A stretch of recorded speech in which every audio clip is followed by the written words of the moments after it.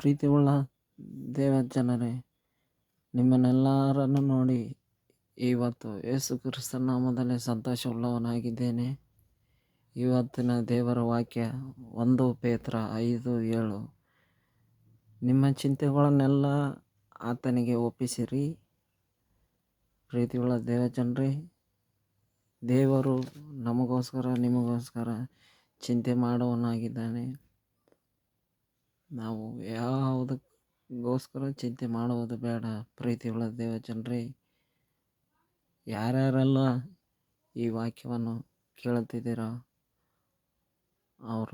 ಅವರ ಆತ್ಮ ಧೈರ್ಯವನ್ನು ತುಂಬಿ ದೇವರು ಅವರನ್ನು ಮುಟ್ಟಿ ಆಶೀರ್ವದಿಸಲಿ. ಅವರ ಜೀವಿತವನ್ನು ಮುಟ್ಟಿ ಆಶೀರ್ವದಿಸಲಿ. ಅವರ ಜೀವಿತದಲ್ಲಿ ಶಾಂತಿ ಸಮಾಧಾನ ನೀಡಲಿ. ಯೇಸು ಕ್ರಿಸ್ತನ ನಾಮದಲ್ಲಿ ಅಡ್ಡ ಬಿದ್ದು ಬೇಡುವ ತಂದೆ, ಆಮೆನ್.